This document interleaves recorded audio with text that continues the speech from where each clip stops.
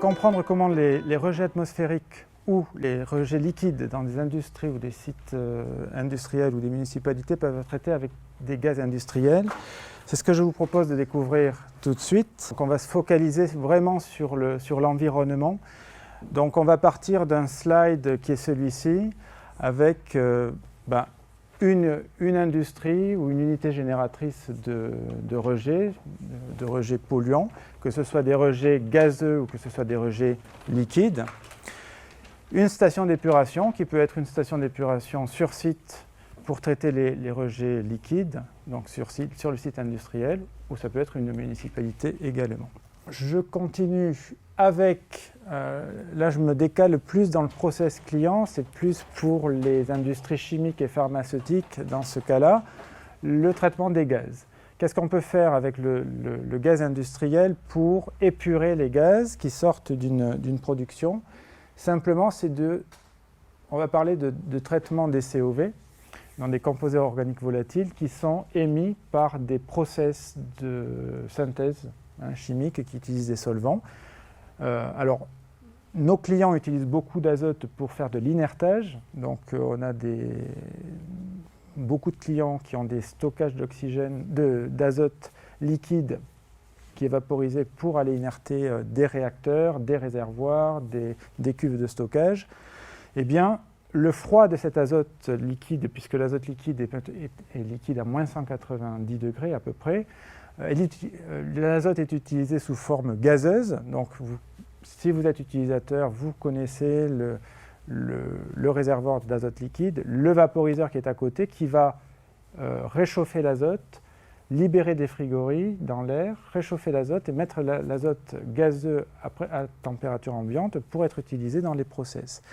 Eh bien, dans le cas de la cryocondensation, du traitement des COV, on utilise le froid simplement de l'azote qui se développe dans le vaporiseur pour condenser les composés organiques volatiles qui sortent aux évents de l'industrie ou du process. Alors, le principe thermodynamique du process, c'est très simple. Donc on a un effluent gazeux ici à une certaine concentration de COV. Par exemple, on peut prendre le premier, on va dire le toluène. Un effluent gazeux chargé en toluène, c'est la courbe verte, c'est la courbe qui est ici. On démarre, ça c'est la courbe de saturation de l'air en toluène par rapport à la température que l'on voit ici du flux gazeux.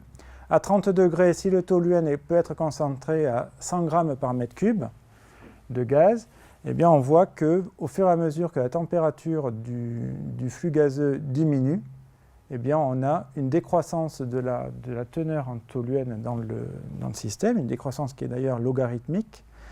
Et comme les normes européennes, les normes françaises en rejet atmosphérique sont à peu près de 20 mg par normomètre cube, eh bien on se dit bien que si on veut respecter la norme, il va falloir abaisser la température du flux gazeux en deçà de moins 90 degrés, par exemple, ici, pour avoir un taux de toluène conforme à la norme de rejet atmosphérique dans le système.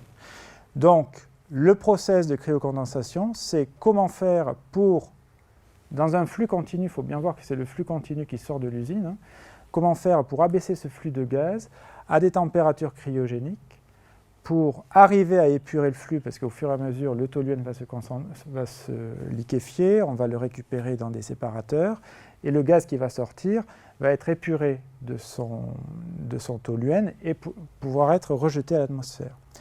Donc, pour arriver à cette finalité, c'est simple, le concept est très simple. On prend du froid, on abaisse la température, on récupère des composés liquides et un gaz épuré.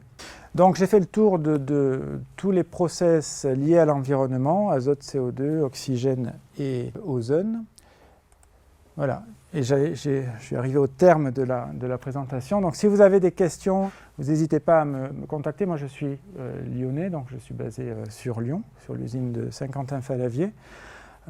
d'Air Product, qui était un liquéfacteur, voilà, est disponible pour toute la France et d'ailleurs au-delà pour essayer de répondre à des problématiques spécifiques de rejet environnementaux liés à la chimie, pharmacie et l'environnement. Voilà, merci pour votre attention.